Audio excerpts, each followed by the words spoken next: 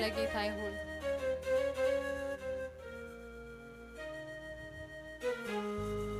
እግዚአብሔር ሁሉ ጊዜ የሚሰራው በማይመስል ነገር ውስጥ ነው አይደል? ሃሌሉያ።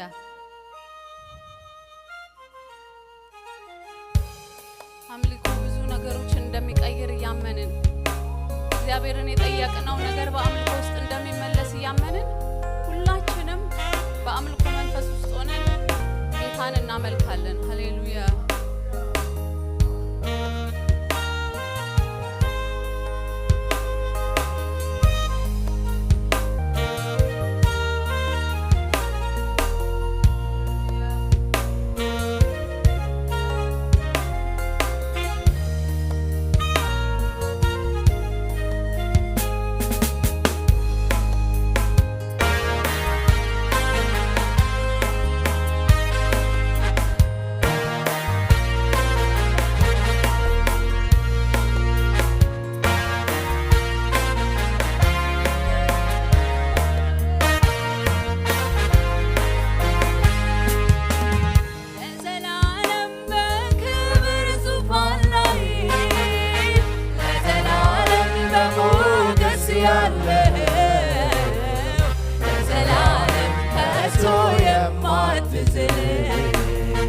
ለዘላለም ደግሞ ማታረጁ ለዘላለም በቅድስናህ ለዘላለም በሳይ የታጣለህ ለዘላለም አምላኬ እግዚአብሔር ሆይ ለዘላለም አንተ ብቻ ለዘላለም በክብር ዙፋን ላይ ለዘላለም በሞገስ ያለህ ለዘላለም ከቶ የማትዝል ለዘላለም ደግሞ ማታረጅ ለዘላለም በቅድስናህ ለዘላለም በሳይ የታጣለህ ለዘላለም አምላኬ እግዚአብሔር ሆይ ለዘላለም ለዘላለም በክብር ዙፋን ላይ ለዘላለም በሞገስ ያለህ ለዘላለም ከቶ የማትዝል ለዘላለም ደግሞ ማታረጅ ለዘላለም በቅድስናህ ለዘላለም በሳይ የታጣለህ ለዘላለም አምላኬ እግዚአብሔር ሆይ ለዘላለም አንተ ብቻ ሌላውማ እንኳ አይቻልም ሌላውማ አልፏል በሞት ተሸንፎ ከመቃብር ውሏል ሌላውማ እንኳ አይቻልም ሌላውማ አልፏል በሞት ተሸንፎ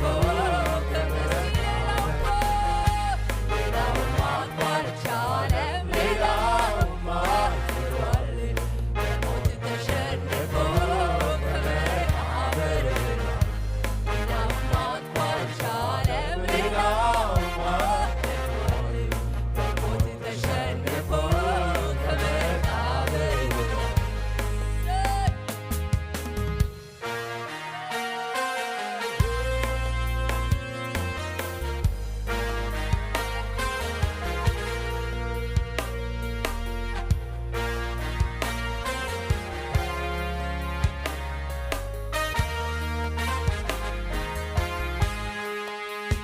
በሰማይ ላይ መቀመጫ ዙፋን ያለ አንተ ብቻ ምድር ደግሞ የሆነች የእግሮች መረግ በአንድ ጊዜ ሁሉ ቦታ የምትገኝ አንተ ብቻ የኔ ንጉሥ የኔ ቅዱስ እግዚአብሔር በሰማይ ላይ መቀመጫ ዙፋን ያለ አንተ ብቻ ምድር ደግሞ የሆነች የእግሮች መረገጫ በአንድ ጊዜ ሁሉ ቦታ የምትገኝ አንተ ብቻ የኔ ንጉሥ የኔ ቅዱስ እግዚአብሔር በሰማይ ላይ መቀመጫ ዙፋን ያለ አንተ ብቻ ምድር ደግሞ የሆነች የእግሮች መረገጫ በአንድ ጊዜ ሁሉ ቦታ የምትገኝ አንተ ብቻ የኔ ንጉሥ የኔ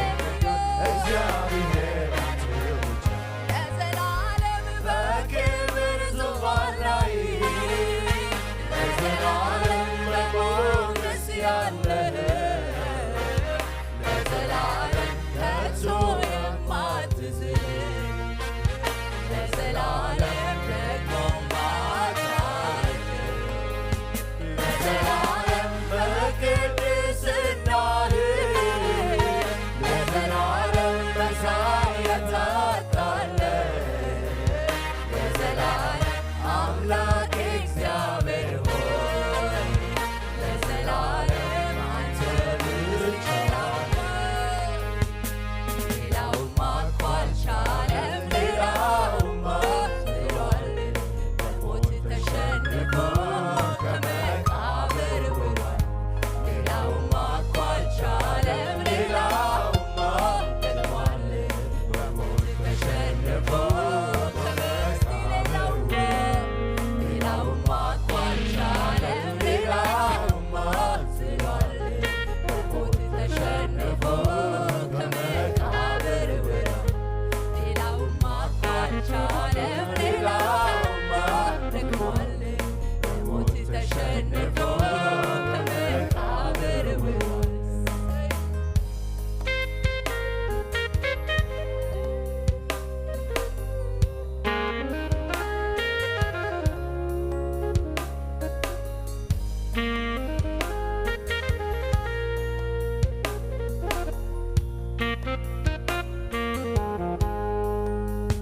የአእላፋት መላእክቶች ክብር ስግደት ላንተ ብቻ የሰው ልጆች ሁሉ አምልኮ ይገባሃል አንተ ብቻ የዓለማት ሁሉ ሰሪ ስለሆነ አንተ ብቻ ጌታችን ሆይ ለዘላለም ክብር ይሁን የአእላፋት መላእክቶች ክብር ስግደት ላንተ ብቻ የሰው ልጆች ሁሉ አምልኮ ይገባሃል አንተ ብቻ የዓለማት ሁሉ ሰሪ ስለሆነ አንተ ብቻ ጌታችን ሆይ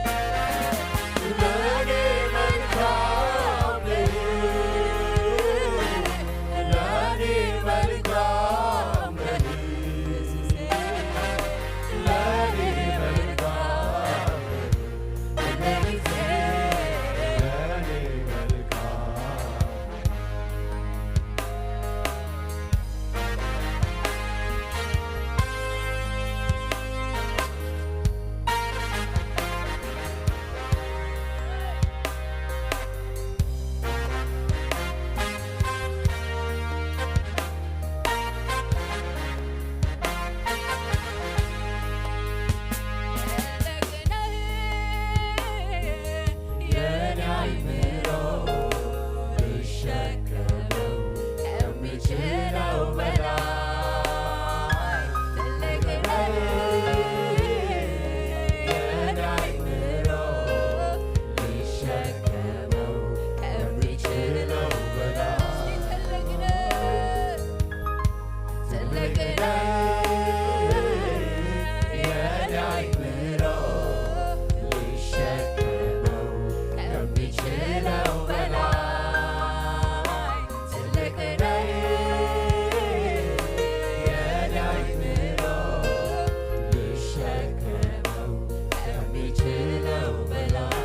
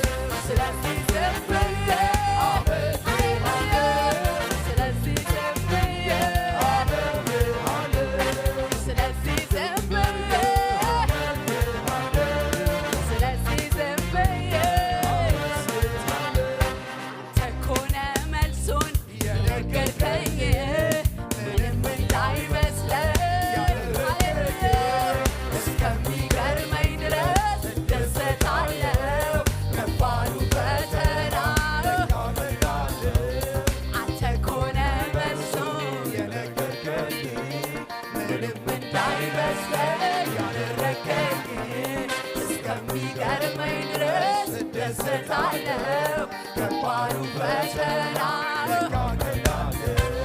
ከባድ የሚባል ነገር አታውቅም ነገር አታውቅም አስፈሪ የሚባል ነገር አታውቅም አልችልም የሚል ቃል የለም የሚባል ነገር አታውቅም አልፏል የሚባል ነገር አታውቅም አንችልም የሚል ቃል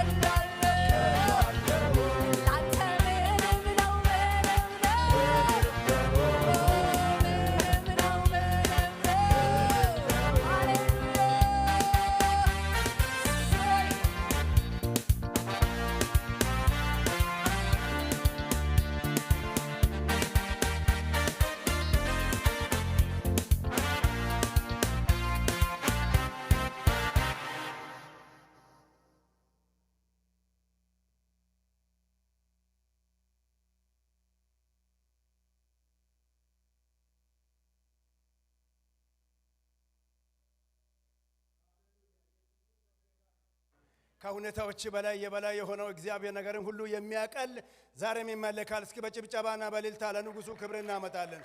ትልቅ ነው እግዚአብሔር። ሃሌሉያ። በከበደ ነገር ወዳጅ አንድ ነገር አምናለሁ። ስሜቶችን ሁሉ ሪፖዚሽን አድርገን በእግዚአብሔር ሕልውና ውስጥ ተሰውረን ጌታ እናመልካለን። የሰማነው ነገር ያቋረጥነው ነገር ወደኛ የመጣው ነገር ሰብሮ የሚያስቀረን ሳይሆን ነገሮችን ሁሉ አምልጠን የስሜቶቻችን እጀታን ሰማያዊ ነገር አስጨብጠን ሪፖዚሽን አድርገን እግዚአብሔር እናደንቃለን። እግዚአብሔር አምላክ ይባረክ። ከሁሉ በላይ የኛ አምላክ ነው። አሜን ነው። ኧረ አሜን ነው። ኢየሱስ ጌታ ነው። እስከ ረገጥ አድርገን አሜን እንላለን። ክብር ለንጉሱ ይሁን። ጭብጨባና እልልታ ለአምላካችን ለእግዚአብሔር ይሁን። ከእውነታዎች በላይ ነው። ከእውቀት በላይ ነው። ከስሜት በላይ ነው። ከተሰማን በላይ ነው። የእኛን የስሜቶቻችን እጀታን የጨበጠው የሰማይ ምክር ከሆነ ሃሌሉያ እንዳመለጠ ሰው እናመልካለን። አሜን ነው። አምላካችን እግዚአብሔር ስታንዳርድን ይመዛል። ሰብሮ የገባው ነገርን ሰብረን እንድናልፍ አቅም ይሆነናል። እግዚአብሔር ይባረክ። ደስ ያለን በእግዚአብሔር ሕልውና ውስጥ እንቆያለን። እግዚአብሔር ይባረክ። አሁን ደግሞ ከብለተኖች ጋር እግዚአብሔር እናመልካለን። እግዚአብሔር ቸር ነው። አረ እግዚአብሔር ቸር ነው ወዳጄ። እግዚአብሔር ቸር ነው። አምላካችን እግዚአብሔር ቸር ነው። በቸርነቱ ነው ልብን አይምሮን ኢንቨድ እያደረገ ወደ ሕልውናው የሚስበን። ጌታ ይባረክ።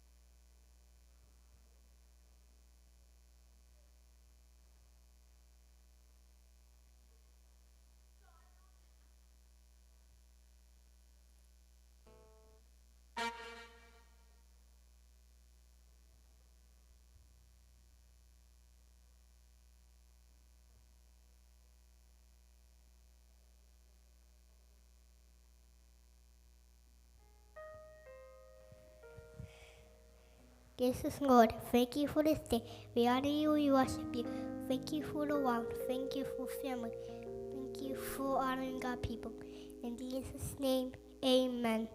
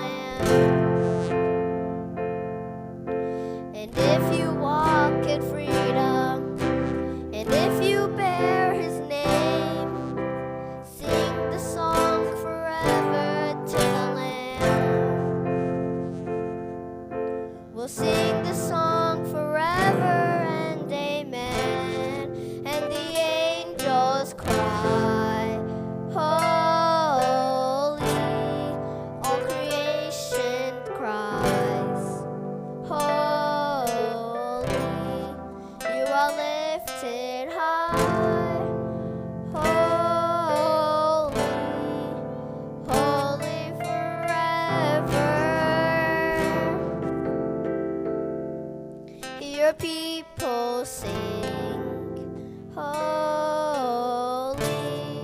to the King of Kings. Holy, you will always be. Holy, holy forever. Your name is the highest.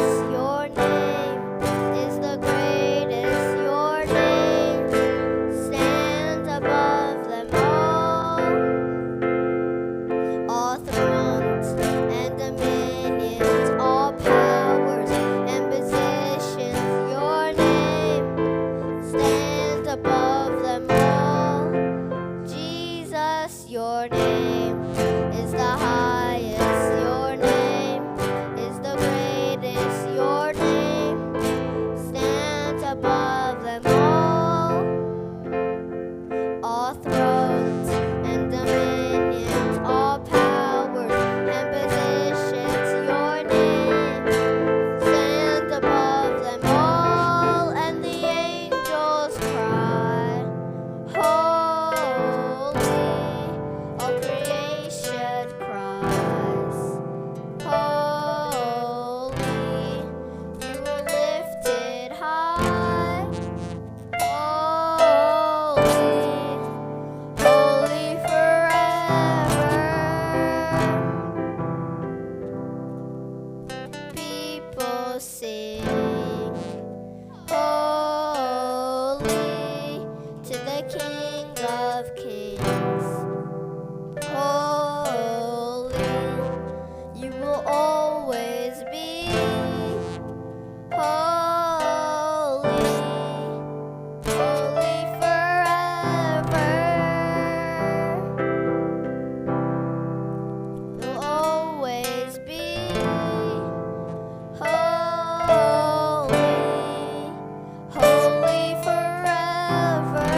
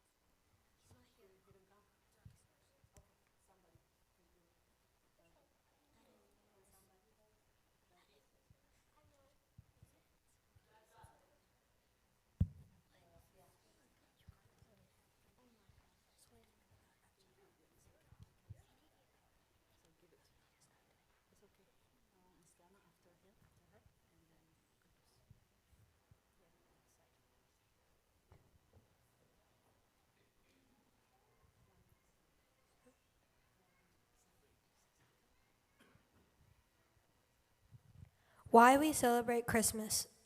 Today is not just cake and cheer, not just gifts that disappear.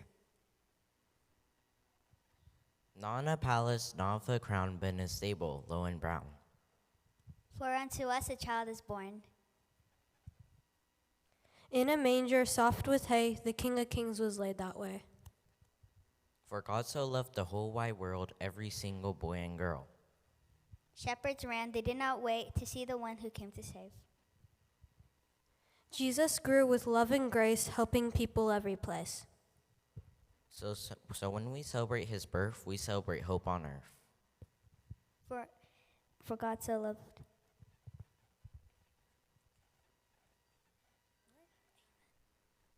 Amen.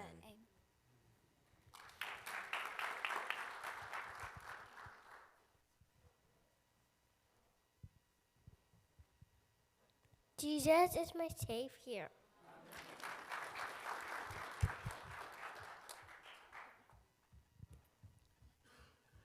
Today, I'm going to present the summary of the book of Genesis. It has 50 chapters, the first book in the Bible, and its meaning is origin. According to Hebrew traditions, the author of Genesis is Moses.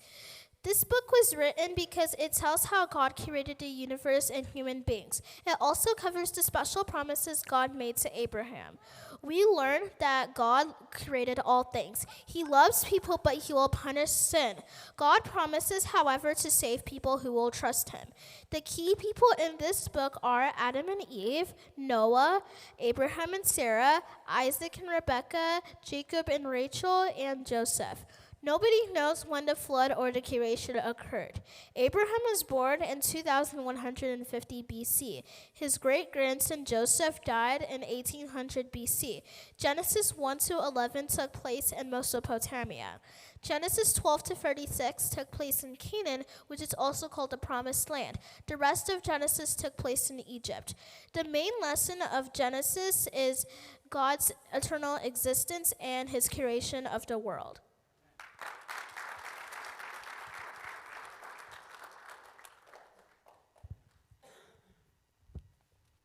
Good morning, everyone. I hope everyone has a good day today. Today I want to talk about the book of Esther. If you're wondering what Esther means a shining star. Esther from the Bible has courage, faith, and believes in God no matter what. A long time ago in the land of Persia, there was a king named Xerxes. He wanted to choose a new queen, and he did a beauty competition, and he chose Esther. Esther was raised by her uncle named Mordecai.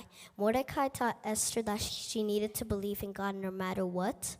And there was a guy named Haman. Haman hated Mordecai because Mordecai wouldn't bow down to him, so he made a plan to kill all Jewish people. The reason why he chose Jewish people was because Mordecai was Jewish.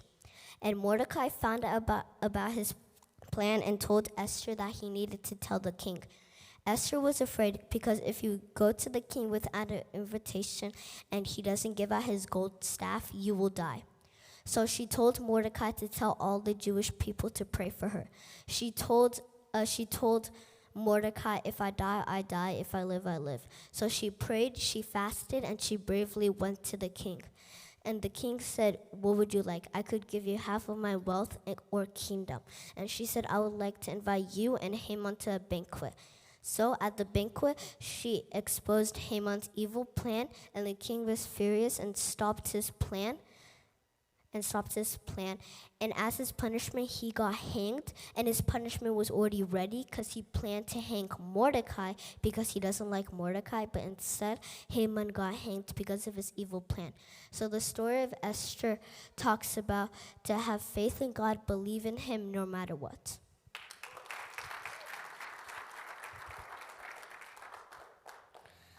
Today I'm going to summarize the book of Esther.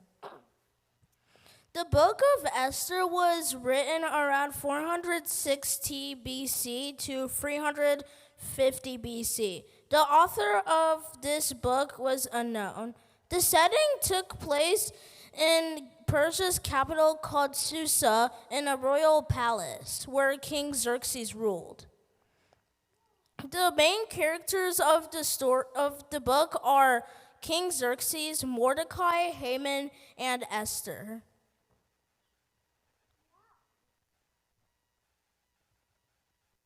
What happened in the book was that Esther became queen of Persia, and an evil man named Haman made a plan to kill all Jews. And then until then, Esther exposed his plan, and she saved her people. What I learned about God in this book is that God does not need to do miracles to save his people. He is able to work through ordinary events and ordinary people.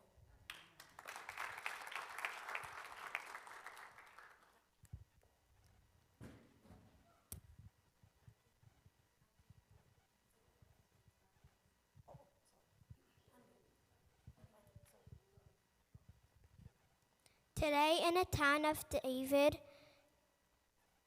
a Savior was born. He is Christ the Lord. Luke 2:11.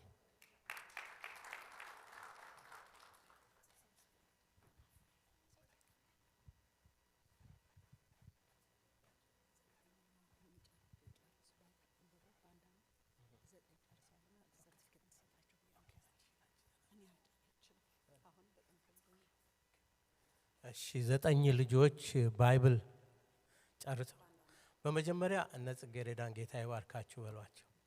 ሆነ እግዚአብሔር ይመስገን ራሳቸውን ሳክሪፋይስ አድርገው በቃ በየሳምንቱ ልጆቻችንን ያስተምሩልናልና ዛሬ we have a certificate for those of you who finished the Bible, isn't it? In 1 year. Okay. Ephrata. Congratulations. Can I have a hug? Okay.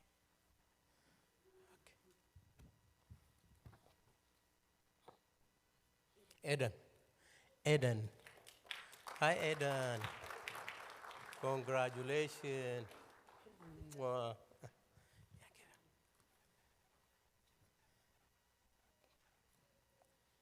Okay. I'm going to pray for you before you go. Okay. Leah Abraham. Hey, Leah, yeah. God bless you. Congratulations. Can I have a hug? I want to look on it.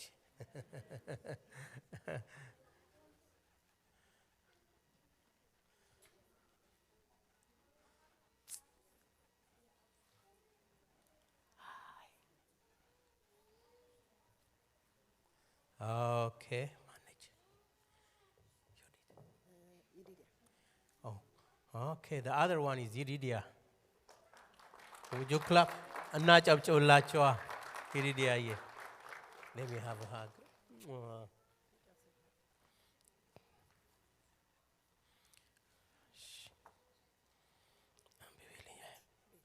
Oh, Betty. Hey, Betty. Betty, yeah. Good. Congratulations. Good job. And Enoch. Hey. መነጽር ስለሆንሽኝ ጌታ ይባርክሽ ጽጌረዳ። አስቱ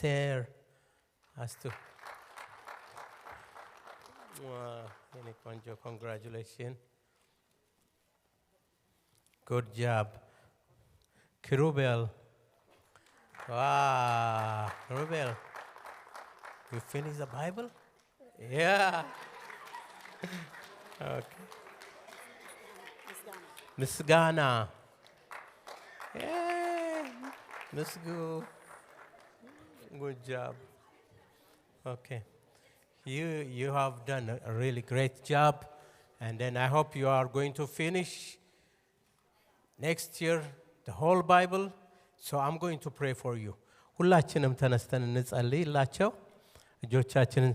So shall we all kneel down and pray? ተመስገን። ልጆች የአንተ ስጦታዎች ናቸው እግዚአብሔር ሆይ በፊታችን እንዲወለዱ እያደረክ በፊታችን እያየን ልጆች ተወልደው ላንተ አሳልፈን ሰተናቸው በእንደዚህ አይነት እያደጉ ስለሆነ እናመሰግናለን። እግዚአብሔር አምላካችን ሆይ እነዚህን ወገኖች ስለሚያገለግሉን እህቶች ወንድሞች ስምህ ይባረክ። በታማኝነት ቃልህን እያስተማሩ ስለሚያሳድጉ በዚህ ቤተ ክርስቲያን ራሳቸውን ስለሰጡ አገልጋዮች እናመሰግናለን። ስለ ሁሉም ስምህ ይባረክ። ሁሉን ላንተ አሳልፈን ሰጠን። አሁን ደግሞ እነዚህ ልጆች ባርክ። የሚቀጥለው ዓመት በደም ሸፍናቸው። አንተ ከነሱ ጋር ሁን በጌታ በኢየሱስ ደም አሜን። ቴንክ ዩ። ጌታ ይባርካችሁ። ጽጌረዳ ተባረኩ። well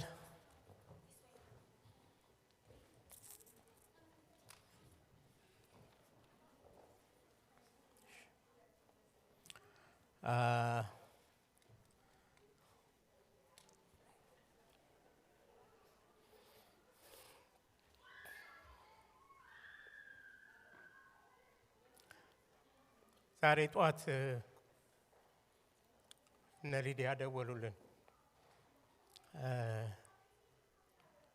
እና ቤቢ በጥይት ተመቷል። ስለዚህ ጉድ ሳምነን ያለነው አሉ። እኔና ሳሪ ስንሮጥ ሄድን። እና ሰብሊ አሁን ብዙዎቹ እዚህ ያልመጡት ወገኖች እዛ ናቸው ያሉት እና 2 o'clock in the morning ኢዮስያስ እንግዲህ በጥይት ተመቶ አሁን ነፍስ ውጪ ነፍስ ግቢ ላይ ነው ያለው። ሁሌ ጸሎቴ ለልጆቻችን እግዚአብሔር ጥበቃ ነውና እግዚአብሔር መልካም አምላክ ነው። ለምን እንደዚህ እንደሆነ አናውቅም። እንጸልያለን፣ ጸልየናል። ልጃችን ነው እና ሁላችንም ተነስተን አንድ ጊዜ እስቲ ጌታን እንጠይቀው። የሚያስገርመው ሲቪር ነው አሉ። ጭንቅላቱ ላይ ነው የተመታው፣ ግን ብሬኑ ዴድ አይደለም። ኦርጋኖቹ መልካም ናቸውና ስለዚህ አንድ ጊዜ ጌታን እንለምነው። ታምራት መስራት ይችላል። ተምራት ማድረግ ይችላል። እግዚአብሔር ትልቅ ነው።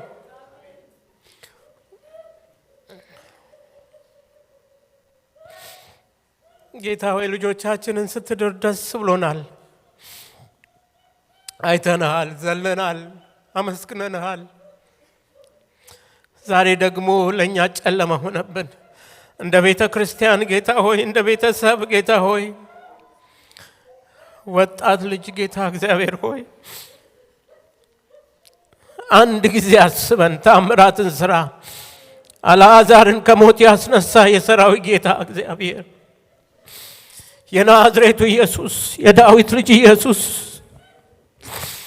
አንድ ጊዜ እንጠይቃለን። እግዚአብሔር ሆይ በዶክተሮች ዘንድ ተስፋ የሌለውን ነገር ይሄንን ብላቴና ጌታ እግዚአብሔር ሆይ አንድ ጊዜ ታስበው ዘንድ ጸልያለሁ። መፈወስ ትችላለህ፣ ትፈውሳለህ። እንደ ሰው እናዝናለን፣ አንተ ግን ጌታ ነህ። አንተ ታያለህ። ጥይቱ በሱ ላይ ባረፈ ጊዜ አንተ አይተኸዋል። እግዚአብሔር ሆይ ጸልያለሁ፣ ምሕረትህና ቸርነትህ እግዚአብሔር ሆይ በኢዮስያስ ላይ ይሁን ዘንድ ጸልያለሁ። በቤቢ ላይ ይሁን ጌታ ሆይ፣ እጅህ በሱ ላይ ትሁን። የፈውስ እጅህ በሱ ላይ ትሁን ጌታ ሆይ። አባታችን ነህ እግዚአብሔር ሆይ፣ እንደ ቤተሰብ በፊትህ እንጮኻለን። አንድ ጊዜ አስበን ጌታ ሆይ፣ አንድ ጊዜ አስበን፣ አንድ ጊዜ ምሕረት ይምጣልን ጌታ ሆይ። ጌታ ሆይ እናመሰግናለን። ጌታ ሆይ አእምሮ እግዚአብሔር ሆይ ስላልሞተ እናመሰግናለን። ኦርጋኖቹ ጥሩ ስለሆኑ እናመሰግናለን። እግዚአብሔር ሆይ እየተነፈሰም ስላለ እግዚአብሔር ሆይ በማሽንም ቢሆን እናመሰግናለን። እግዚአብሔር እግዚአብሔር እግዚአብሔር እግዚአብሔር እግዚአብሔር አባታችን ላንተ አንድ ጊዜ እንጠይቃለን። ልጃችንን ተአምራት አድርገህ ጌታ ሆይ ታስነሳው ዘንድ ጸልያለን። እግዚአብሔር ሆይ ትችላለህ። አንድ ጊዜ ተአምራት አድርገህ ፈውሰው። እግዚአብሔር ሆይ ለቤትህ ያገልግል፣ ዘመኑን በቤትህ ያገልግል። እግዚአብሔር ሆይ የቀረውን ዘመን አንተን ያክብርህ። ጌታ ኢየሱስ ሆይ ፈዋሽ ነህ፣ ድረስልን እንላለን። የአልዓዛር አምላክ የናዝሬቱ ኢየሱስ ድረስልን። ሁሉን ላንተ አሳልፈን እንሰጣለን። ቤተሰቦቹን ላንተ አሳልፈን እንሰጣለን። እግዚአብሔር የዘላለም አምላኬ ሆይ ሰብልዬን ላንተ አሳልፌ እሰጣታለሁ። ጌታ ሆይ ታስባት ዘንድ በኢየሱስ ስም ጸልያለሁ። መጽናናትን ስጣት። የሰላም አምላክ ሰላምን ሁሉ የምትሰጥ አይምሮን ሁሉ የሚያልፍ የእግዚአብሔር ሰላም ልባችንን ሐሳባችንን የሚጠብቀው ያ መንፈስ በሷ ላይ በልጆቿ ላይ በሊዲያ ላይ በአቡ ላይ በኢየሱስ ስም ይሆን ዘንድ ጸልያለሁ። ጌታ ሆይ እናመሰግንሃለን። አንተ አትወቀስም፣ አንተ አትታማም። አንተ መልካም አምላክ ነህ። አንተ አባታችን ነህ። ስምህ ይባረክ። እንግዲህ እግዚአብሔር ሆይ ጌታ ሆይ ቤቢን ላንተ አሳልፈን እንሰጣለን። እዚህ ነው ያደገው ጌታ ሆይ፣ እንደነዚህ ልጆች ነው ያደገው ጌታ ሆይ። ሁልጊዜ እንጠይቀሃለን ልጆቻችንን እንድትጠብቅ። አሁንም ደግሞ በዚህ በጨለማ ብርሃን ሁንለት፣ በዚህ ህመሙ ፈውስ ሁንለት፣ ተአምራት ይሁን። እናቱም ደግሞ ምስጋናን በፊትህ ታቅርብ። እግዚአብሔር ሆይ እኛንም አስበን፣ ዘመናችንን ባርክ፣ ስለነበረን ጊዜ እናመሰግናለን። ስለሰጠህን ልጆች ሁሉ ስምህ ይባረክ። በዚህ ያሉትን ወገኖቻችንን ባርክ። አንተ ከኛ ጋር ሁን በኢየሱስ ክርስቶስ ስም አሜን። ሃሌሉያ። ጌታ ይባረክ። እግዚአብሔር ይባረክ። እግዚአብሔር እናመሰግናለን። ጌታ ጸሎታችንን ሰምቷል። ይቅርታ እንግዶቻችን አሉ። እንግዶች ላስተዋውቅና ቀጥታ ወደ እግዚአብሔር ቃል እንሄዳለን። እና መጀመሪያ እስቲ ተነሱ። ይሄ ወንድሜ ዳንኤል ይባላል። የዛሬ 33-34 ዓመት ኃይለኛ ዩኒቨርሲቲ ጨርሰው አዲስ አበባን ቀጥ አድርገው በእንትን ያዙ እነሱ ናቸውና ፕሮፖዛል ትጽፍ ነበር። ሎየራችን ነበርክ? ምንድን ነበርክ? ኢኮኖሚስት ነበርክ። ስለዚህ ፕሮፖዛል ነበር የምትጽፍልን። ለሚኒስትሪው ፕሮፖዛል ይጽፍልን ነበርና ዳንኤል እንኳን ደህና መጣ በሉት። እሺ ከኢቫሱ ነው የመጡትና እንግዲህ አሁን እግዚአብሔር ይባርካችሁ። እስቲ ተነሱ፣ ሌሎቻችሁ ተነሱ። እሺ እናንተን ላስተዋውቅ። እሺ ስማ፣ ከዚህ ካንተ አማርኛ ትችላለህ አይደል? እሺ ናቲ ከአዲስ አበባ ነው። የዳንኤል ልጅ ወልደ? አረ እኔ ህፃኑ ነው የማውቀው፣ ወጣት ዩኒቨርሲቲ እንደጨረሰ። እሺ ነህሚያ። እሺ አንተ የዳንኤል ልጅ ነህ? የወንድም ልጅ። እሺ እንኳን ደህና መጣችሁ። እሺ ሳሌም እንኳን ደህና መጣ። እሺ አረ ወደ አሪዞና ሙቭ አድርጋ። እሺ ሌላስ? እሺ እግዚአብሔር ይመስገን። የኢንተርናሽናል ኮንፈረንስ አለ እዚህ ሀገር፣ የግሎባል ሚሽንስ ኮንፈረንስ፣ ለዛ ነው ከቨርጂኒያ ነው የመጡት። አሜን። ጌታ የተመሰገነ። ግማሾቹ እሺ አንቺ መጨረስ ስለምታገለግን ሌላ አለ? ሌሎቹ እዚህ ሬጅስትሬሽን ቦታ ነው ያሉት። ከኢትዮጵያ የመጡ ግሩፖች አሉ። እሺ እንኳን ደህና መጣችሁ በሏቸው። እሺ እህታችን ታገለግለናለች። ስምሽን? ተዋበች። እህታችን ተዋበች። እግዚአብሔር ይባርክሽ። ኢቫሱ አገልጋይ ነሽ አይደል? ኢቫሱ የዩኒቨርሲቲ የተማሪዎች ህብረት ነው እና እኔ በእርግጥ ሃይ ስኩል ሆኜ ነው በደርግ ጊዜ እዛ ኢቫሱ ሳልደርስ ነው፣ ግን ከዛ እየመጡ በጣም ያገለግሉን ነበር በሃይ ስኩል ፌሎሺፕ እና ትልቅ ስራ ነው ኢቫሶች የሚሰሩ የነበረው እና የቦርድ ቸርማን። እሺ ትንሽ ትነግሪናለሽ ስለ አገልግሎቱ የእግዚአብሔርን ቃል።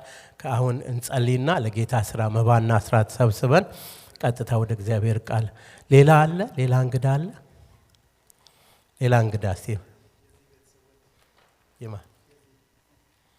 እሺ እዚህ እንግዳ የመጀመሪያ ጊዜ መጣች። እንዴ እናንተ ቤት እንጀራ በልተን ጠጥተን ይቅርታ፣ በጣም እንኳን ደህና መጣችሁ። ሀሳቤ ብዙ ቦታ ነው ያለው። እንኳን ደህና መጣችሁ። የዚህ አባትና እናት ናቸው። ተነሱና ጌታ ይባርካችሁ። እንኳን ደህና መጣችሁ። ናሽቪል ነው የሚኖሩት። እንግዲህ ሰርግ ብዙ ጊዜ አለ። ሄጄ እነሱ ቤት ነው ማርፈው። ከታችን እጅ እንበላለን፣ እንጠጣለን። ጌታ ይባርክሽ። እግዚአብሔር የተመሰገነ ይሁን።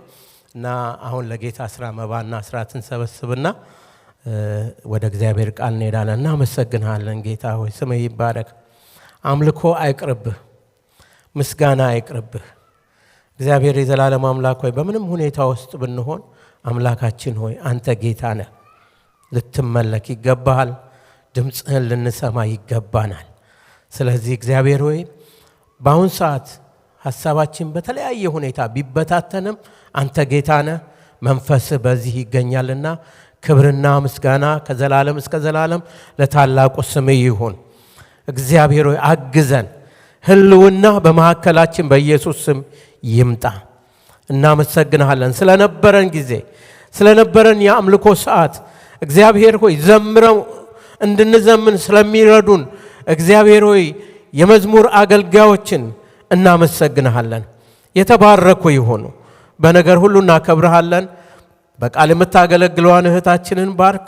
አሁን ደግሞ በመስጠት አስራታችንን በመስጠት እግዚአብሔር ከኛ የሆነውን ነገር ላንተ በማቅረብ በፊትህ እናመልክሃለን። ይገባሃል፣ ይገባሃል፣ ይገባሃል። የናዝሬቱ ኢየሱስ ተወልደሃል፣ ይገባሃል። ስምህ ይባረክ በኢየሱስ ክርስቶስ ቅዱስና ሕያው ስም አሜን። ጌታ ይባርካችሁ።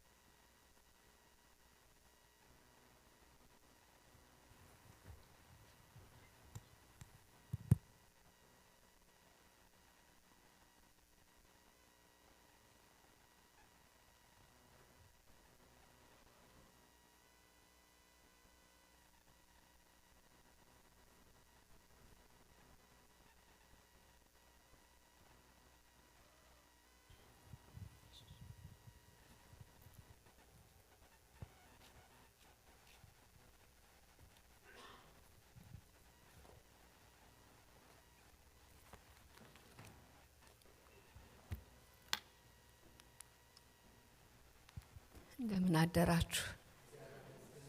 ከባድ ነው፣ ግን እግዚአብሔር መልካም ነው። በሱ ዘንድ አጋጣሚ ስለሌለ፣ እሱ ሳያውቀው የሆነ ነገር ስለሌለ፣ ጸሎት የሚሰማ አምላክ ስለሆነ እግዚአብሔርን ተስፋ እናደርጋለን። እግዚአብሔርን ለሚወዱ እንደ ሐሳቡም ለተጠሩ ነገር ሁሉ ለበጎ እንዲደረግ እናውቃለን ነው የሚለው። ለኛ በጎ ምን እንደሆነ አይገባንም። እግዚአብሔር የሚያወጣው በጎ ነገር እንዳለ በማመን እግዚአብሔርን እንጠብቃለን። በእኛ ቤት እንዲሁም ይሆን ነገር የለም። እግዚአብሔር የሚያመጣው ታሪክ ይኖራል፣ አናቅም። በዚህ ችግር ውስጥ የሚሰራ ስራ ይኖራል፣ አናቅም። ጌታን እንታመናለን። እግዚአብሔር ይባርካችሁ። ዛሬ በእንዲህ አይነት ሁኔታ ከእናንተ ጋር እንድናመልክ እግዚአብሔር እድል ስለሰጠን እግዚአብሔርን እናመሰግናለን። እኔም ወገኖቼም አስበነው አይደለም፣ ግን እግዚአብሔር አደረገው። አጋጣሚ የለም አይደል? በእግዚአብሔር ዘንድ ከእናንተ ጋር እንድናመልክ እድል ስለሰጠን እግዚአብሔርን እናመሰግናለን። ሁሉ በቀድሞ የታወቀ ነው። አጋጣሚ የሚባል የለም። እናንተ በዚህ ሀገር በዚህ ከተማ መኖራችሁ አጋጣሚ አይደለም። ዛሬ በዚህ ስፍራ መገኘታችን እናንተ መገኘታችሁ አጋጣሚ አይደለም። እግዚአብሔር በዚህ አጋጣሚ በሚመስለን እሱ ግን በሚያውቀው እውቀት ውስጥ የሚሰራ ነገር አለ። አጭር ጸሎት አብረን እንጸልይ። እግዚአብሔር ሆይ አንተ ትልቅ ነህ።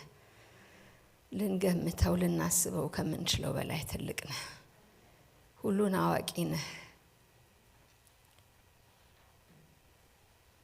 እግዚአብሔር ሆይ የሰማነውን የሚያስደነግጥ ነገር አንተ ታውቀዋለህ። አቤቱ እግዚአብሔር ወደ አንተ እንመጣለን። አንተ የምህረት የቸርነት አምላክ፣ የትውልድ ሁሉ አምላክ እግዚአብሔር ዘንበል እንድትል ዮስያስን እንድታየው እንለምንሃለን። ወላጆቹ ባላደራ ናቸው፣ ባለቤት አይደሉም። የዮስያስ ባለቤት አንተ ነህ።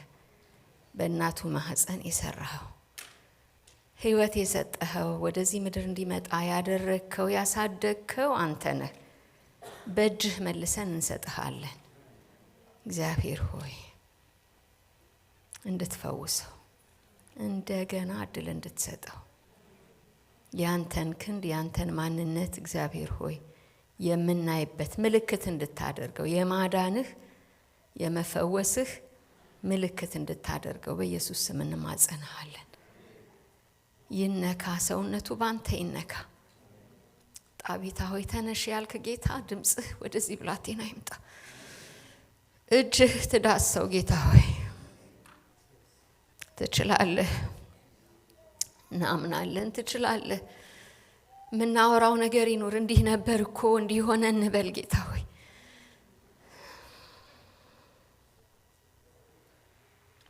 ታሪክ የሚቀጥልበት ነገር፣ አዲስ ነገር የሚጀምርበት ይሁንለት።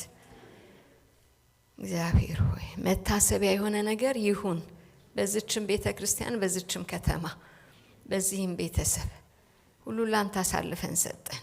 ከእኛ ጋር አሁን በቃልህ ምክር ወደኛ ዘንበል በል፣ አግዘን፣ እኔንም ባሪያህን እርዳኝ በኢየሱስ ስም። ኤፌሶን ምዕራፍ 2 አነባለሁ። ምዕራፍ 2 ቁጥር 10 ሁላችን ብዙ የምናውቀው ቃል ግን ሁሌ በጣም ልቤን የሚገዛ ቃል ነው። ኤፌሶን ምዕራፍ 2 ቁጥር 10 እንደዚህ ይላል፣ እኛ ፍጥረቱ ነንና እንመላለስበት ዘንድ እግዚአብሔር አስቀድሞ ያዘጋጀውን መልካሙን ስራ ለማድረግ በክርስቶስ ኢየሱስ ተፈጠርን ይላል። አጋጣሚ የሚባል የለም። በየት የምንኖር በየት የተፈጠርነው እግዚአብሔርን መልካም ስራ ለመስራት ነው። ሁላችንም የመንግስቱን ስራ ለመስራት ለዓላማ ነው።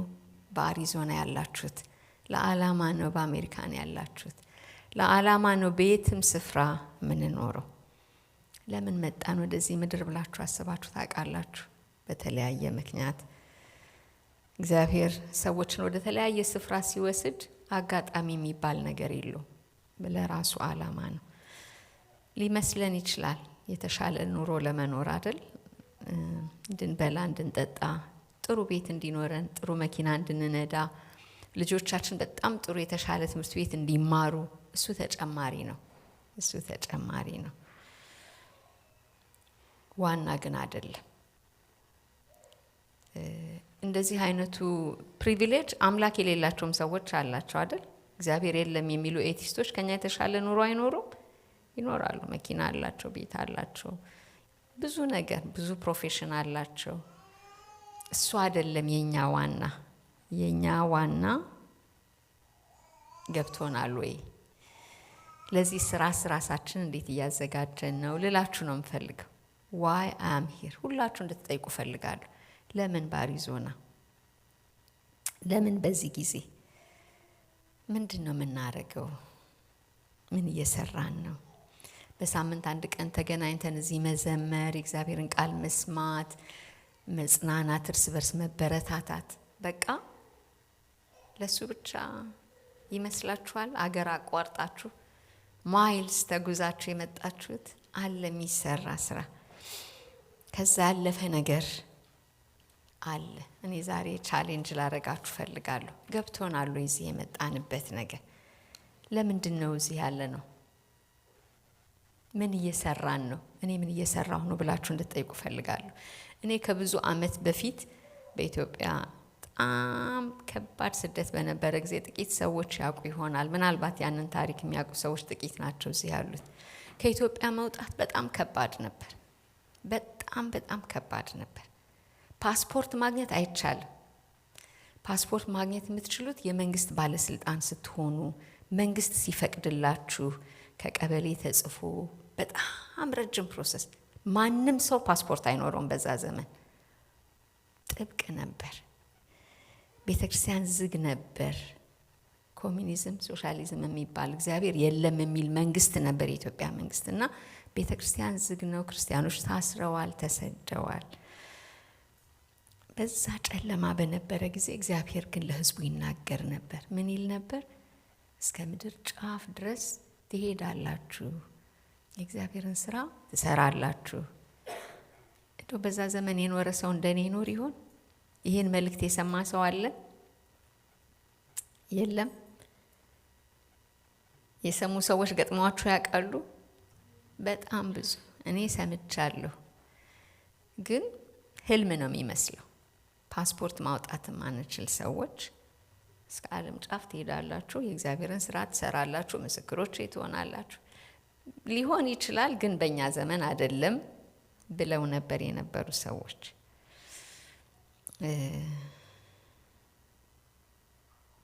መከራውና ስደቱ ከባድ ነበር እና አንዲት ዘመዴ ጣሊያን ሀገር የትምህርት እድል ገጠማትና ፓስፖርት ለማውጣት ስትሄድ ከቀበሌ ድጋፍ አምጪ ተባለች።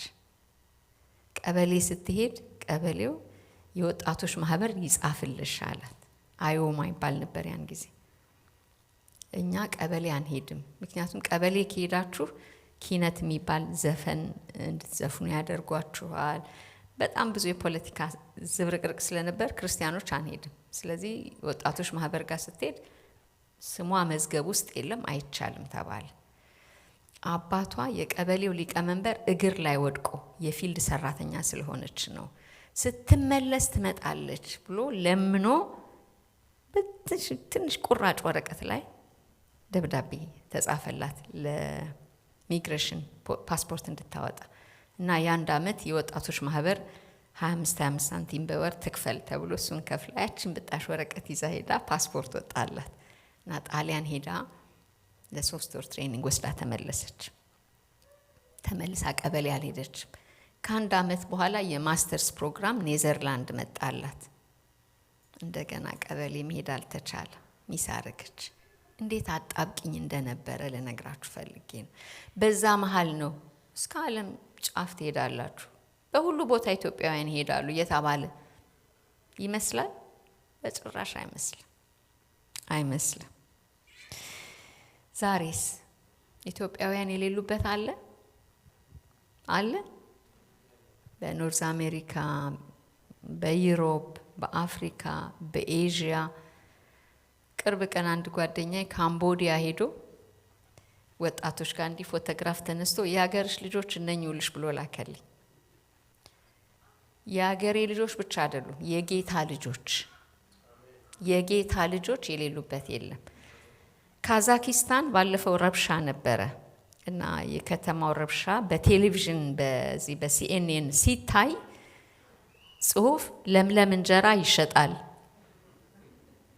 ማን ነው ይሄንን የሚጽፈው? የካዛኪስታን ህዝብ አይደለም። ሰለሞን አይላንድ፣ ፉጂ፣ ዓለምን ብትጠሩ ኢትዮጵያውያን የሌሉበት የለም። ኢትዮጵያውያን ብቻ አይደሉም፣ ክርስቲያኖች ነው ምላችሁ። ዋት አር ዊ ዱዊንግ? ምን እየሰራን ነው? ለምንድን ነው የመጣ ነው? ራሳችንን ልንጠይቅ ይገባል። በተለያየ መንገድ ነው የመጣችሁት። በትምህርት፣ በትዳር፣ በስራ፣ በተለያየ ነገር እናንተ ምክንያቱን በሉት። ግን እግዚአብሔር በእውቅና ነው ያመጣችሁ፣ በዓላማ ነው ያመጣችሁ። ስራ አለ። ምን እየሰራን ነው? ከእግዚአብሔር ሀሳብ ጋር እንዳትተላለፉ ለምናችኋለሁ። ለመብላት፣ ለመጠጣት፣ ለመማር አይደለም። የሚያልፍ ስራ እግዚአብሔር በእናንተ ይሰራል። ገብቶናል ወይ? ዋናውን ስራ ሳንሰራ ዘመናችን እንዳያልቅ እግዚአብሔር ይርዳን። ትልቅ ስራ ነው እግዚአብሔር የሰጠን። ስለዚህ እግዚአብሔር ስራ አለው፣ ብዙ ስራ አለው። እዚህ ያላችሁት እርስ በርስ ምን የያዛችሁ ጥሩ ነው። ግን ከዚች አጥር፣ ከዚች ቤተ ክርስቲያን፣ ከዚች ግድግዳ መውጣት መቻል አለባችሁ። ማንም ይወጣው ብዬ ሳስብ እዚህ ጋር ቅድም የተደረደሩ ልጆች እኛ አንችለው። የመጀመሪያው ጄኔሬሽን ይህንን ህዝብ ለመድረስ ብዙ የሚጠበቅበት አይመስለኝም። ባህሉ፣ ቋንቋው፣ ሲስተሙ ከባድ ነው፣ ቀላል አይደለም። የእናንተ ልጆች ግን ብዙ ስራ አላቸው።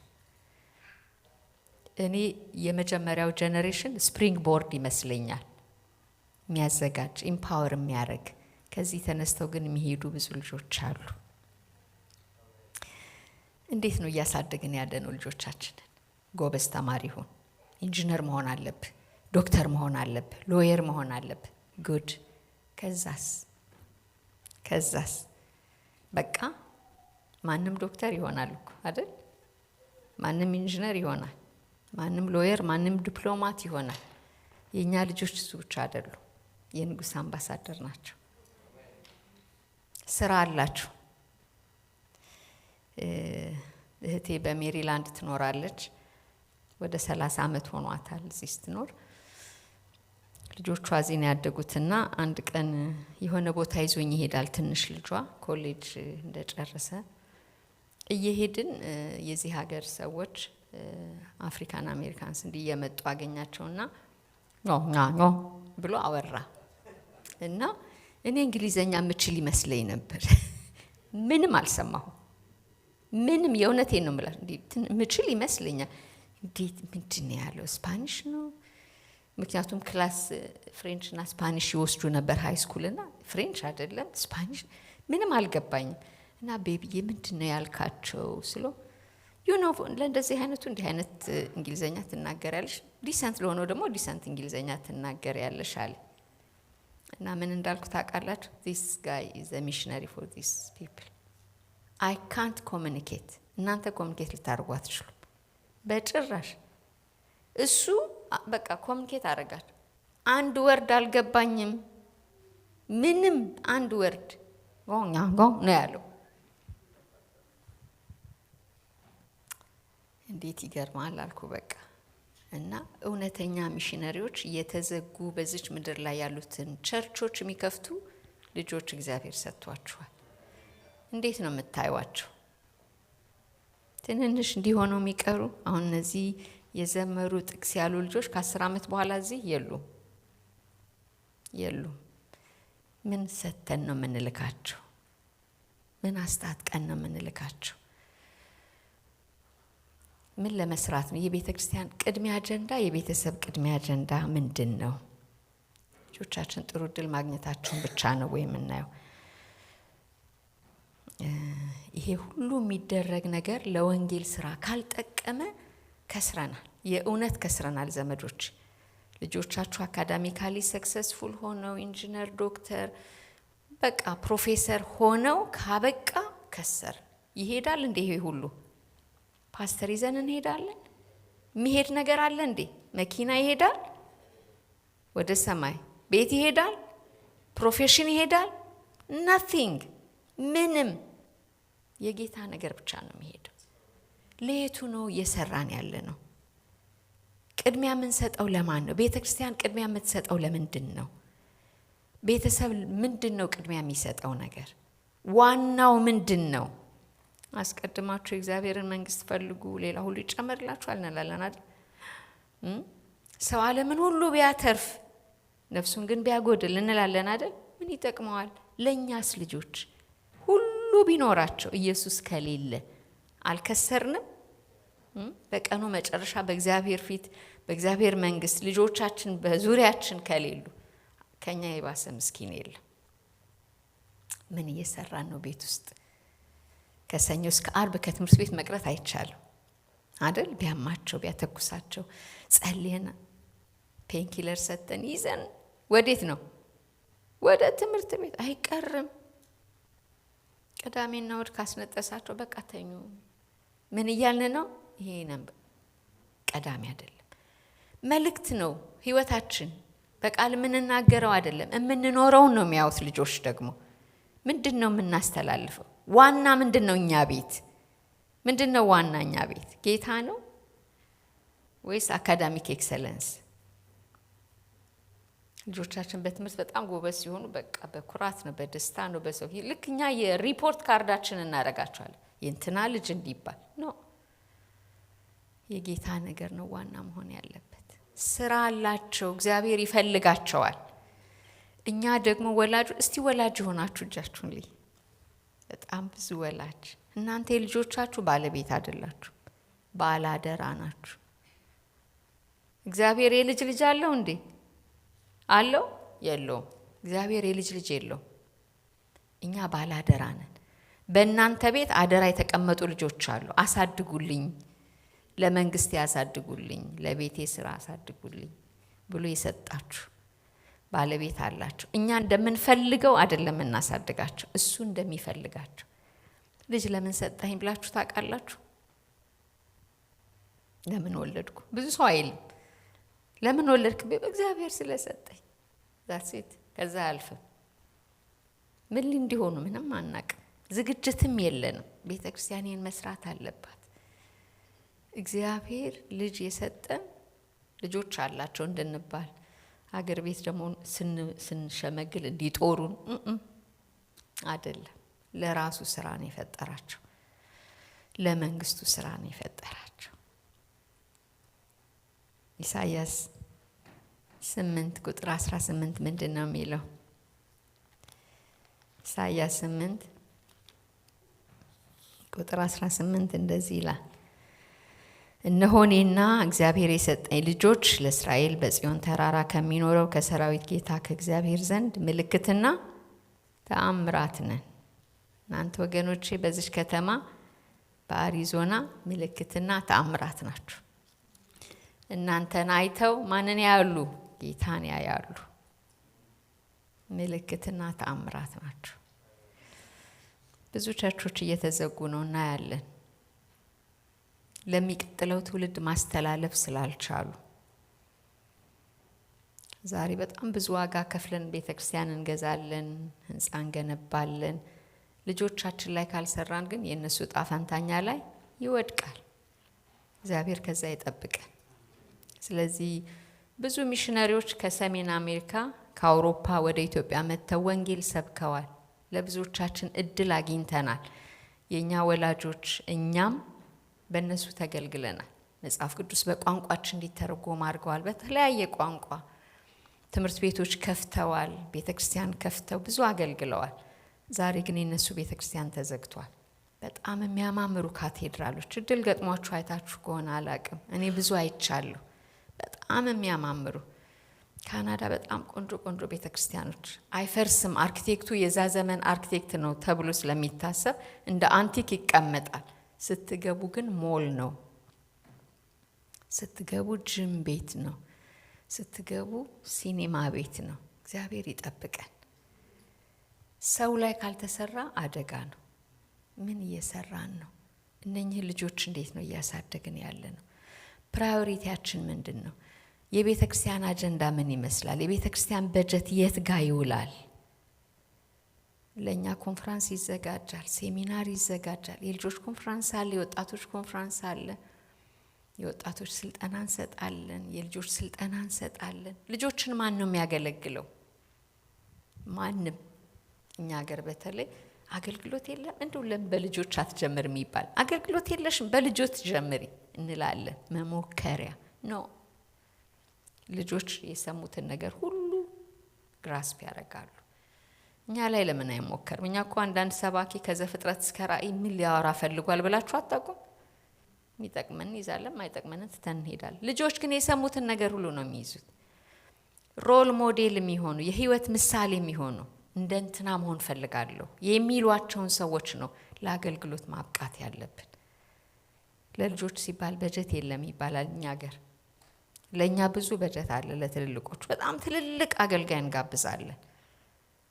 ምን የት ልንደርስ ነው ላለሁ የት ልንደርስ ነው ላለሁ። እኔ አሁን ትልልቅ ሰዎችንና ልጆችን ማገልገል እንዴት አየዋለሁ መሰላችሁ? ሯጮች ታውቃላችሁ፣ እና ኃይሌ ገብረስላሴ እነ ደራርቱ ቱሉ ሩጫ ሮጠው መጨረሻ ላይ ምንድነው ያለው? ምንድነው ያለው? ሪቫን አለ እና ያንን ሪቫን በጥሰው ይገቡና ከዛ ትንሽ ተንደርድረው ይቀጥላል ሩጫ? አይቀጥልም። ትልልቁን ሰው ወንጌል ሰብከን ወደ ጌታ እንዲመጡ ማድረግ በጣም ጥሩ ነው። በቃ ወደ እግዚአብሔር መንግስት ይደባለቃሉ። ትንሽ እገዛ ነው። ትልቅ ሰው በ40 በ50 ዓመቱ ጌታን ተቀብሎ ምን ያህል ለውጥ ያመጣል? ቤተሰቡን እንኳን ለመድረስ አቅም አይኖረው። እኔ ብዙ እህቶች ጌታን ተቀብለው በድብቅ ትዳሬ እንዳይፈርስ ብለው ለባላቸው ወንጌል ሳይነግሩ ለልጆቻቸው ሳይነግሩ ተደብቀው ሲያመልኩ የሚኖሩ ሰዎች ገጥሟቸው አያውቅም? አሉ። ባል ጌታን ተቀብሎ ትዳሬ እንዳይፈርስ ብሎ ብቻውን የሚያመልክ። ልጆች ጌታን አወቁ ማለት የዕለት ዕለት ለቤተሰብ ሁሉ ነው የሚነግሩት። የ6 የ7 ዓመት ልጆች ጌታን ቢቀበሉ ስንት ዓመት ጌታን ያገለግላሉ? የሰው ዕድሜ በምድር ላይ ስንት ነው? መዝሙር 90 የሚነግረን 70 ወይ 80 እንደውም በቃ ተሻሽሎ 100 እናድርሰው እስቲ። ከ100 ዓመት በኋላ ድካም ነው የሚባለው።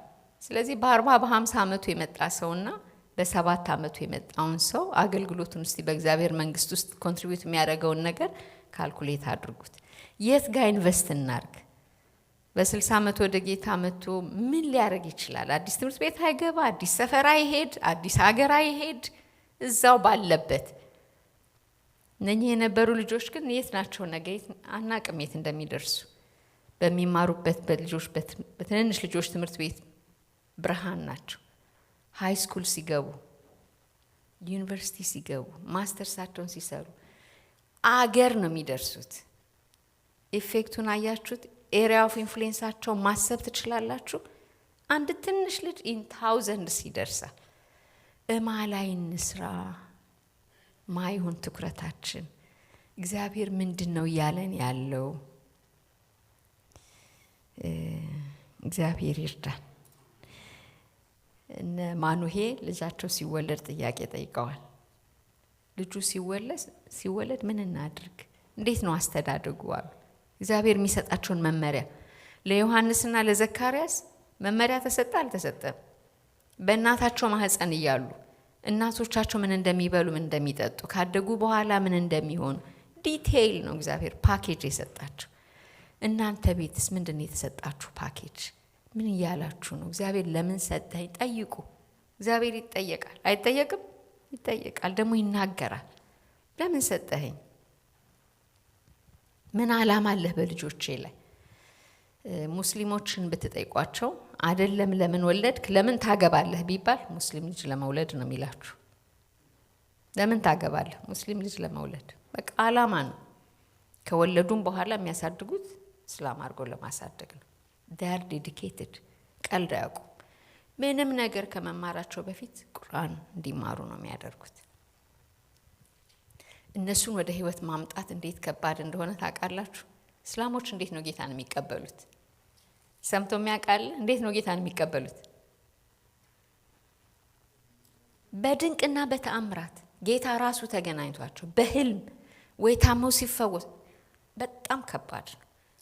ለምን ይመስላችኋል? ልጅነት የህይወት መሰረት ነው። ክሪቲካል ፋውንዴሽን ይር ኦፍ ላይፍ ነው የሚባለው። እስከ 5 ዓመት ተጸንሰው ተወልደው 5 ዓመት ሲሆናቸው 85% ብሬን ዴቨሎፕመንታቸው ይጠናቀቃል። ብዙ ነገር ሰው የሚማረው ከ5 ዓመት በታች ነው። ልጆች ያላችሁ እንደገና እጅ ላስነሳ። የስንት ዓመት ልጅ አለሽ? የመጨረሻ ልጅሽ? የመጨረሻ 23። እሺ ትንሽ ልጅ ያለው 4 ዓመት 3 ዓመት ልጅ ያለው የለም? እሺ ግሬሲ ስንት ዓመቷ ነው? በስንት ዓመቷ ማውራት ቻለች? 3 በ3 ዓመት ጠንቅቃ የወላጆቿን ቋንቋትና አይን አልተናገሩም። የእናንተ ልጆች ትምህርት ቤት ልካችሁ ነው ያስተማራችኋቸው? አይደለም። እናንተ ስታወሩ እየሰሙ ቋንቋም የቤተሰቦቻቸውን ቋንቋ መናገር፣ መብላት መጠጣት መቻል፣ ንጽህናቸውን መጠበቅ መቻል። በ5 ዓመት የጌታን ቃል ብናስተምራቸው አይገባቸውም? ልጆች የእግዚአብሔርን ቃል እንዲማሩ አታድርጉም? አይገባቸውም። እንዴት ነው የማይገባቸው? እኔ አሁን ካሳሁንን ቋንቋ ስፓኒሽ ላስተምረው ብል ስንት ዓመት ይፈጅብኛል? ወይ ፓስተርን ጀርመንኛ ላስተምር ብል ስንት ዓመት ይፈጅ? ፐርፌክት ላደርጋቸውም አልችልም። ትልቅ የመማር አቅም ያለው ከ5 ዓመት በታች ነው። ስለዚህ ከዛ ጀምሮ ነው ጁሾች እርጉዝ ሆነው ቶራ ያነባሉ። የሙሴን መጽሐፍ ጮክ ብለው ሆዳቸው ውስጥ ላለው ልጅ ሆድ ውስጥ እያሉ ይሰማሉ። ስለዚህ ቤተ ክርስቲያን ወላጆችን ኢምፓወር ማድረግ አለባት። እርጉዝ ሲሆኑ የእግዚአብሔርን ቃል እንዲያነቡ እየሰሙ እንዲያድጉ። ይሰማሉ አይሰሙም? ልጆች ሆድ ውስጥ ሆነው ይሰማሉ። ዮሐንስ እኮ በሆድ ውስጥ ሆኖ በመንፈስ ቅዱስ ሰገደ ነው የሚለን። መጽሐፍ ቅዱስ ነው እኮ የሚነግረን። ይሰማሉ። ሳይንስም ይነግረናል። ቃሉን እየሰሙ እንዲያድጉ። የአንድ ልጅ ምስክርነት ሰማሁ። ከሙስሊም ቤተሰብ የሆነ የተወለደው ያደገው አሜሪካን ሀገር ነው። በአሜሪካን ሀገር ሲስተም ነው። 14 ዓመት ሲሆነው ሚድል ኢስት ሄደ። በነበረበት ክፍል ውስጥ ብርሃን ሞላ። ጌታ በቃል ተናገረው፣ ተለወጠ፣ መንፈስ ቅዱስ ተሞላ እና አሜሪካን ሀገር መጣ እና የአንዲት የልጆች አገልጋይ ኢንተርቪው ታደርገዋለች። እስቲ ሚስጥሩን ንገረን ትለዋለች። በክርስቲያን ቤተሰብና በሙስሊም ቤተሰብ መካከል ያለውን ሴክሬት ንገረን። አንድ ሀገር እያደግን የኖርን በአንድ አይነት ሲስተም ልጆቻችን እያሳደግን ሙስሊሞች ራዲካል ሙስሊም ልጅ ማሳደግ ሲችሉ እኛ ክርስቲያኖች ራዲካል ፎር ጂሰስ የሆኑ ልጆች ለምን ማሳደግ አልቻልንም? ነጭ ናት እንደሱ የምትለው። አንድ ነገር ነው ያላት። they live the life ቴል ሚ ሞራለች። ምንድን ነው በቃ ህይወትን ይኖሩታል። ንገረኝ ምንድን ነው ቴል ሚ ስትለው አባቴ በቀን 5 ጊዜ ይሰግዳል። ስራ ቦታ ይሰግዳል፣ ሞል ቢሆን ይሰግዳል፣ ቤት ቢሆን ይሰግዳል። እናቴ 5 ጊዜ በቀን ትሰግዳለች። ስራ ስትሰራ እቃዋን አስቀምጣ ትሰራለች። ሾፒንግ ሴንተር ቢሆን ፓርኪንግ ሎት ቢሆን ትሰግዳለች። በየቀኑ ቁርአን ይነበብልናል። ኤቭሪ ዴይ ከስንት ዓመት ጀምሮ ስትለው ሲንስ አይ ዋዝ ታይኒ ሃው ኦልድ ኢዝ ታይኒ አይ ዶንት ኖ አላቀውም አለ መቼ ቁርአን ሲነበብልኝ እንደነበር። በየቀኑ ይነበብልናል። ከዛ ደግሞ በሳምንት 1 ቀን እንማራለን። ስለዚህ ህይወቴ ነው አለ። ትምህርት ቤት ስንገባ በባክባጋችን መስገጃ ይዘን ገብተን ስኒክ አድርገን ወጥተን እንሰግዳለን። እና ምን ትመክረናለህ ስትለው ሊቭ ዘ ላይፍ። ምን ይደረጋል ቤታችሁ? ምንድነው ባህላችሁ? ከእናንተ ቤት ሲወጡ ሪሰርች ተሰርቷል። ሰርች ማድረግ ትችላላችሁ። በወንጌላውያን አማኞች ቤተሰብ ውስጥ ያደጉ ልጆች 18 ዓመት ሞልቷቸው ከቤት ከወጡ በኋላ ወደ ቤተ ክርስቲያን የሚመለሱት 20% ብቻ ናቸው። 20%። በእስልምና ቤተሰብ ያሉት ግን 100%። ለሞትና ለህይወት ለሞትና ለጥፋት ሰው ያን ያህል ይሰራል። ይሄን ህይወት ይዘን ለዚህ ምድር ለሚኖሩበት የሚጠቅም ከዚህ ህይወት በኋላ ለዘላለም ህይወት የሚሰጥ ይሄን የከበረ ነገር ይዘን ተኝተናል። እግዚአብሔር ያንቃን። ከባድ ነው። ለኔ በዚህ ዘመን ያለን የወንጌል አማኞች እና ቤተክርስቲያን በንጉሥ ሰለሞን ዘመን የነበሩትን 2 ሴቶች ይመስሉኛል። ታስታውሳላችሁ? እንቅልፍ ይዟት አንዷ ልጇ ላይ ምን አረገችበት? ተኛችና ምን አረገችው? ገደለችው። አንዷስ እንቅልፍ ወሰዳትና ልጇን አሰረቀች። ተኝተን ገለናቸዋል ወይም ተኝተን ልጆቻችን ዓለም ዘርፋናለች። መንቃት ይሆንልን፣ መነሳት ይሆንልን። ለኛ አይደለም ለትውልድ ለዚች ምድር ለጠፉ ሰዎች ሁሉ የኛ ልጆች መድኃኒቶች ናቸው። ስራ አላቸው። የክርስቶስ አምባሳደሮች ናቸው። የእግዚአብሔር አገልጋዮች ናቸው። እግዚአብሔር ያግዘን። እኛ ላይ የሚያተኩረው ነገር እስቲ ቀነስ ይበል። እነሱ ጋር እንያል። አይናችን ይከፈት። ምንድነው ውስጣቸው የተቀመጠ ጸጋ? በሂሳብ ጎበዝ ነው የኔ ልጅ ኢንጂነሪንግ ቢያጠና ጥሩ ነው እንላለን። መከራከር ይወዳል፣ ሎየር ቢሆን ጥሩ ነው። ማንበብ ትወዳለች፣ ሐኪም ብትሆን ጥሩ ነው። እማንለው የለም። የእግዚአብሔር መንግስት ውስጥስ የሚሰሩት ስራ ምንድነው? መጸለይ ይወዳሉ፣ መመስከር ይወዳሉ፣ ማገልገል ይወዳሉ። ምንድነው ጸጋቸው? እንዴት እናሳድገው ይሄን ጸጋ? እንዴት እድል እንስጣል? አድገው አይደለም የሚያገለግሉት፣ ትልቅ ሆነው አይደለም። ትንንሽ ሆነው እግዚአብሔርን ያገለገሉ ሰዎች አታውቁም እንዴ? ይሄ ሙሉ መጽሐፍ እኮ ስለ ትንንሽ ልጆች ነው የሚነግረን አይደለም? ትንሹ ዳዊት ወንድሞች ሁሉ ሞገስ ያላቸው በሰው ፊት የሚታዩ አልፈለገም። ትንሽ ብላቴና የእስራኤል ሕዝብ አንገቱን በደፋበት ጎልያድ 40 ቀን ነው እኮ የሚለው መጽሐፍ ቅዱስ። 40 ቀን እየወጣ እስኪ አምጡ የእናንተን አምላክ ከእጄ ያድናችሁ እያለ ሲያላግጥ የእስራኤል ሕዝብ እንደዚህ አንገቱን እየደፋ ወደ ካምፑ ይመለሳል። በየማለዳው እየወጡ እየተሰደቡ ይመለሳሉ።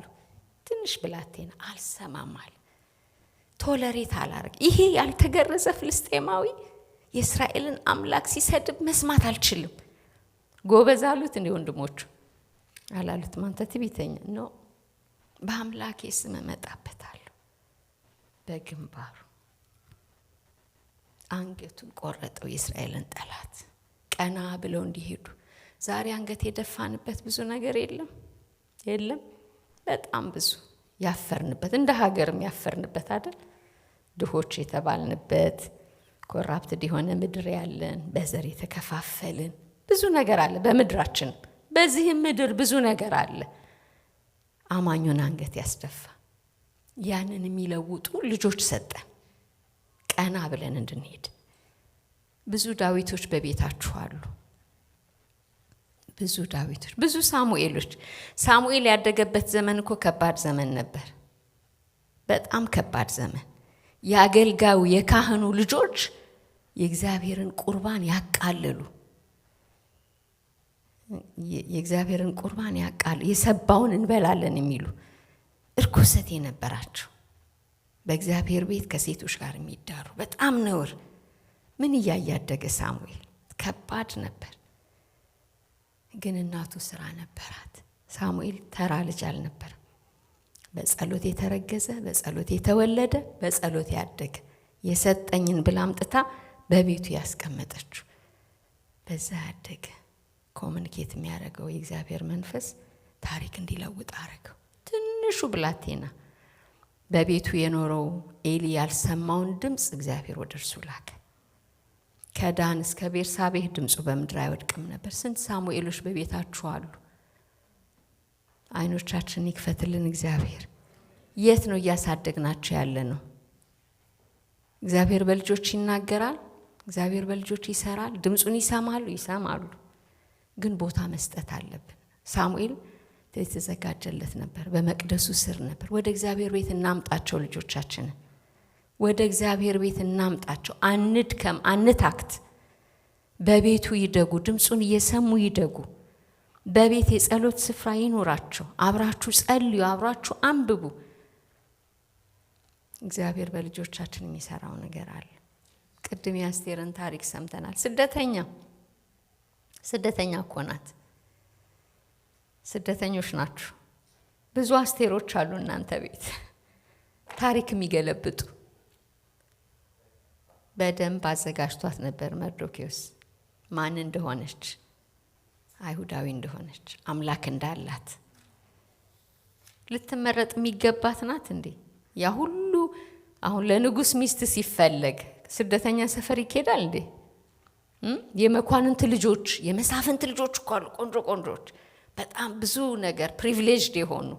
ስንት መኳንንት ልጅ ቀርቦ ይሆን? ስንት የመሳፍንት ልጅ ቀርቦ ይሆን? ይቺ ስደተኛ አመዳም ሞገስ፣ ከሰማይ የሆነ ሞገስ፣ እሷን የሚመስል ቆንጆ ጠፋ።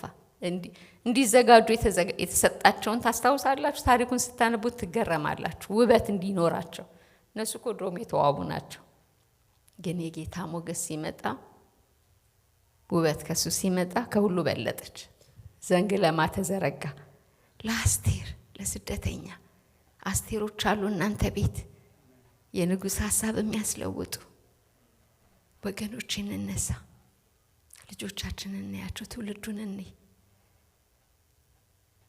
ዛሬ በዚህ ከተማኛ የተገኘንበት ምክንያት ልጆቻችን ፕሮፌሽናል ብቻ አይደሉም፣ ፕሮፌሽናል ሚሽነሪ ናቸው። ስለዚህ ያንን ዓላማ እግዚአብሔር የተናገራቸው፣ እግዚአብሔር ያየላቸው ቦታ መድረስ እንዲችሉ አቅም እንዲያገኙ ነው። የዩኒቨርሲቲ ተማሪዎች ናቸው ከዓለም ሁሉ የሚመጡት። ከአሪዞና አንድም ልጅ መሄድ አልሰማን። እዚህ እናንተ ከተማ እየተደረገ እርባና ማለት ሚሽን ኮንፈረንስ ነው። ፕሮፌሽናል ሚሽነሪ ናቸው ልጆቻችን። ወንጌል ሰባኪ ብቻ አይደሉም፣ ሐኪም ሆነው እያከሙ ወንጌል ይሰብካሉ።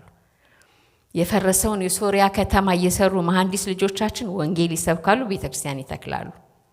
ዲፕሎማት ሆነው ስዊድን፣ ኖርዌይ ሄደው የተዘጉትን ቸርቾች ይከፍታሉ። አስተማሪዎች ሆነው ፓኪስታን ሄደው ቤተክርስቲያን ይተክላሉ። ስለዚህ ልጆቻችን ላይ ስራ እንስራ፣ ከተኛንበት እንንቃ። በአጋጣሚ እዚህ አልመጣንም፣ በእግዚአብሔር ዘንድ አጋጣሚ አይደል። በአጋጣሚም ልጆች አልተሰጡንም። ልጆች የኛ አይደሉም፣ የእግዚአብሔር ናቸው። እንደ ባላደራ ልጆችን እናገልግል። እግዚአብሔር ይርዳ። እንጸልይ።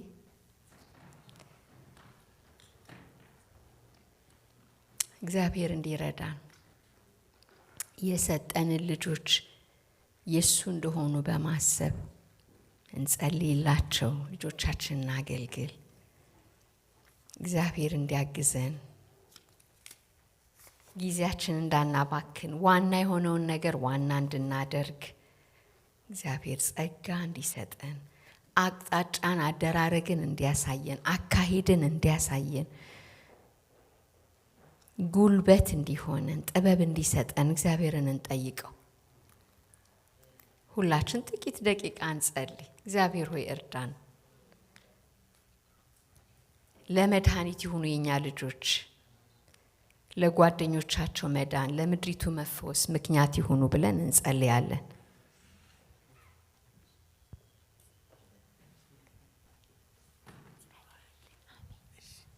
ሁላችንም እንቆማለን። ባለንበት ቆመን እንጸልይና እንጨርሳለን። እውነት ትልቅ ቃል ነው እግዚአብሔር የሰጠን። እግዚአብሔር ይርዳን። ጌታ ካለ ምክንያት ወደዚህ ምድር አላመጣንም። ለሚስዮናዊነት ነው ያመጣን ልጆቻችንን። እግዚአብሔር ለእንደዛ ስራ ነው ያመጣውና እግዚአብሔር ፕራዮሪቲውን የምናስተካክል የጌታ ስራ የሚሰራበትን መንገድ የሚሽን ስራ የሚሰራበትን መንገድ እግዚአብሔር እንዲናገረን እንዲሰጠን እንጸልያለን። ያም የሚጀምረው ከቤት ነው። እግዚአብሔር ሆይ እርዳን፣ አግዘን። እግዚአብሔር የዘላለም አምላክ ሆይ ስለተናገርከን እናመሰግንሃለን። ጌታ ሆይ ካለ ምክንያት እዚህ አላመጣህንም። እናከብርሃለን፣ እናመሰግንሃለን። እኛን ታማኞች አድርገህ እኛን ወደህን ጸጋህን አብዝተህልን መንፈስህ በእኛ ላይ ሆኖ ጌታ ሆይ ለጠፉት እንደ ሚስዮናውያን እንድንመጣ ስላደረከን ስምህ ይባረክ። እግዚአብሔር ሆይ አሁንም ደግሞ ዘመናችን ይባረክ። አዲስ ዓመት ሊመጣ ነው። እርዳን። አንተን እንድናስቀድም ጸጋህን አብዛልን። ሰብልዬንና ቤተሰቦቿን ሁሉ እንደገና ለአንተ አሳልፈን ሰጠን። እግዚአብሔር ይባርካችሁ። እግዚአብሔር ይጠብቃችሁ። እግዚአብሔር ጸጋውን ያብዛላችሁ። እግዚአብሔር ከእናንተ ጋር ይሁን በኢየሱስ ክርስቶስ ስም አሜን። ጌታ ይባርካችሁ። በጌታ ሰላም እንሄዳለን። ከቻላችሁ ለነሰብለ ጸልዩላቸው፣ ደውሉላቸው። ምትችሉም ደግሞ ከሆነ አይ ዶንት ኖ ይኬድ እንደሆነ አላቅም እና ጸልዩላቸው። ለማንኛውም እናስታውቃለን በቫይበር። እሺ ተባረኩ።